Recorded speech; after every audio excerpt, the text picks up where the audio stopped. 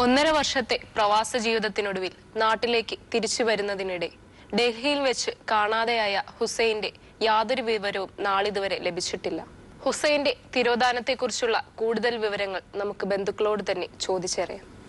എത്രയായി ഇപ്പോ ഹുസൈൻ പോകാൻ തുടങ്ങിയിട്ട് മൊത്തത്തില് 9 വർഷത്തോളമായി. യുഎയിൽ തന്നെ ഫുള്ളും യുഎയിൽ തന്നെയാണ്. Dubai, Abu Dhabi, last എല്ലയിലാണ്. 1.5 വർഷമായി ഇപ്പോൾ അവിടെ ആയിട്ട്. അപ്പോൾ അവിടെ നിന്ന് നാട്ടിലേക്ക് വരുന്ന 1 മാസം മുമ്പേ വിളിച്ചു പറഞ്ഞു. 1 മാസം മുമ്പ് എന്താ ഉറപ്പ്? അല്ല, വിളിച്ചു പറഞ്ഞിരുന്നു 2-ാം തീയതി നാട്ടിൽ വരുന്നു. അങ്ങനെ അവിടുന്ന് പറഞ്ഞ സമയത്തിന് വീട്ടിലെത്തുന്നില്ല. അപ്പോൾ വിളിച്ച് അന്വേഷിച്ച് നോക്കിയപ്പോൾ അവിടുന്ന് പോന്നിരിക്കുന്നു എന്നുള്ള വിവരം അറിഞ്ഞു. പിന്നെ ടിക്കറ്റ് കാര്യങ്ങളൊന്നും അറിയുന്നില്ല, എവിടുന്ന് എടുത്ത് എങ്ങനെ എടുത്തു വന്നു. അപ്പോൾ പിന്നെ ഇൻ്റർനെറ്റിൽ പാസ്പോർട്ട് കോപ്പി വെച്ചിട്ട് ചെക്ക് ചെയ്തപ്പോൾ ആ ടിക്കറ്റ് കോപ്പി കിട്ടിയത്. അപ്പോൾ അത് വെച്ചിട്ട് 1-ാം തീയതി ജൂൺ 1-ാം തീയതി 2016 രാത്രി 10 മണിക്കുള്ള എമിറേറ്റ്സിൻ്റെ ഫ്ലൈറ്റിന് അവിടെ നിന്ന് ഡൽഹിയിലാണ് യാത്ര. 2-ാം തീയതി കാലത്ത് 3:30 ഡൽഹിയിൽ ഇറങ്ങുന്നത്. പക്ഷേ അതിൻ്റെ ശേഷം ഒരു വിവരവുമില്ല. ആളെല്ലാം 30 വയസ്സായിപ്പോയി. ആളൊരു കംപ്ലൈൻറ്റും കാര്യങ്ങളൊന്നുമില്ല. എല്ലാ നിലക്കും എല്ലാം കൊണ്ടും എല്ലാ കാര്യങ്ങളും ഒന്നിനും പോകാറില്ല. ഞാൻ ചോദിച്ചതേ ഈ ഇപ്പോ അജ്മീർ അങ്ങനെയുള്ള ആളൊന്നുമില്ല, അങ്ങനെ ഭക്തിയൊന്നുമില്ല. അങ്ങനത്തെ ഭക്തിയൊന്നുമില്ല. സാധാ സീതാര് നോർമലായിട്ട് പോകണ അങ്ങനത്തെ പ്രത്യേകിച്ച് മതഭക്തിയിലോ അല്ലെങ്കിൽ അതിൻ്റെ പിന്നാലെയോ രാഷ്ട്രീയത്തിലോ ഒന്നിലും പ്രത്യേകിച്ച് എല്ലാം അറിയുന്നില്ല, ഒന്നിലും പോകലില്ല.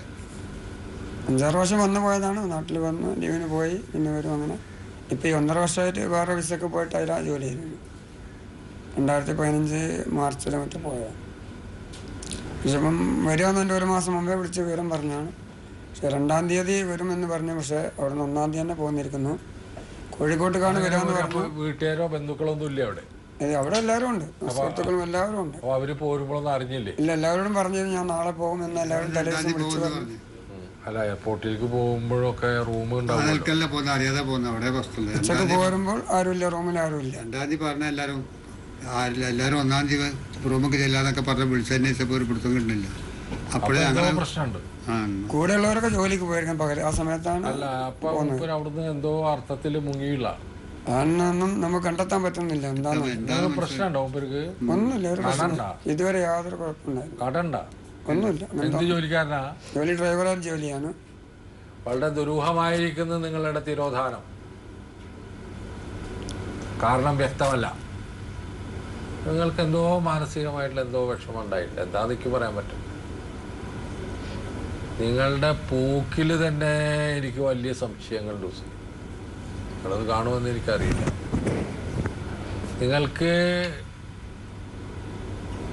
നാട്ടിൽ വന്ന കാര്യങ്ങൾ പരിഹരിക്കലാണ് നല്ലത്. എന്തോ പ്രശ്നമുണ്ട് നിങ്ങൾ.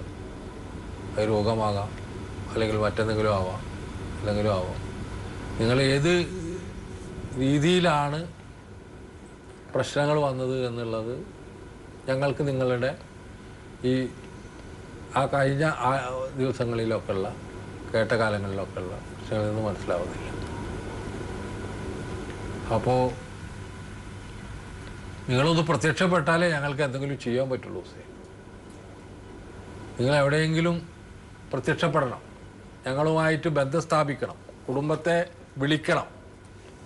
നിങ്ങൾ വളരെ ചെറുപ്പമാണ്, നിങ്ങൾ എന്തിന് ഡൽഹിക്ക് പോയി എന്ന ചോദ്യമാണ് ഞങ്ങൾ ആദ്യം ഉന്നയിക്കുന്നത്. അപ്പം തന്നെ അത് സാധാരണ യാത്രയല്ല.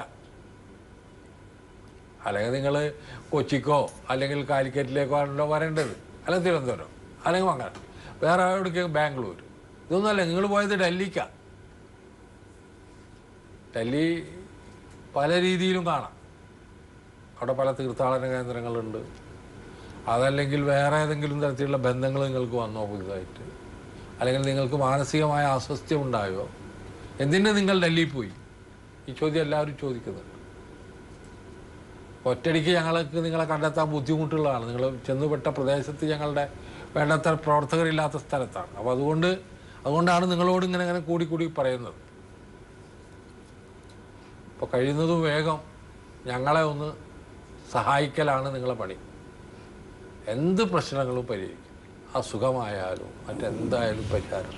കുടുംബത്തെ ഉപേക്ഷിക്കലല്ല പ്രശ്നപരിഹാരം എന്നുള്ള കാര്യമാണ് എനിക്ക് നിങ്ങളോട് പറയാനുള്ളത്. ഇനി ഏതെങ്കിലും സുഹൃത്തുക്കളോ ഏതെങ്കിലും പ്രേക്ഷകരോ ഹുസൈനെ കാണുകയാണെങ്കിൽ ഞങ്ങളുടെ അടുത്തോ കുടുംബത്തിൻ്റെ അടുത്തോ ഫോൺ ചെയ്യണം. അവരൊരുവിധം എല്ലാ സ്ഥലത്തും എത്തിയിട്ടുള്ള ആളുകളാണ്. കേരളയിലേക്ക് വരുന്നത് ഏറ്റവും ഒടുവിലാണ് അവർ ചെയ്യേണ്ട മറ്റു പ്രവർത്തികൾ മുഴുവൻ ആ കുടുംബം ചെയ്തിട്ടുണ്ട്. എങ്ങനെ പോയി, എവിടെ പോയി, എങ്ങനെ ഇറങ്ങി, എന്തായിരുന്നു, ഇതെല്ലാം അവർ പറയുന്നുണ്ട്.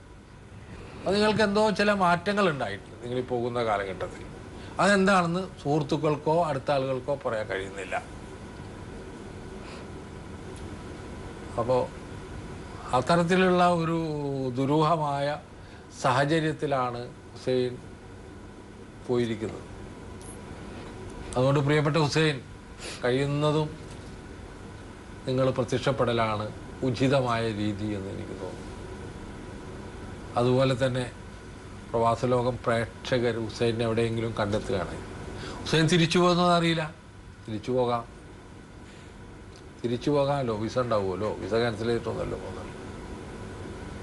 അപ്പോൾ അങ്ങനെയൊക്കെയുള്ള ഒരുപാട് സാധ്യതകളുള്ള ഒരു കേസായതുകൊണ്ട് ഹുസൈൻ തന്നെ സ്വയം പ്രത്യക്ഷപ്പെട്ട് ഈ പ്രശ്നത്തിന് പരിഹാരമുണ്ടാക്കി ഈ കുടുംബത്തിൻ്റെ സങ്കടം തീർക്കണം എന്ന് ഞങ്ങൾ അപേക്ഷിക്കുകയാണ്.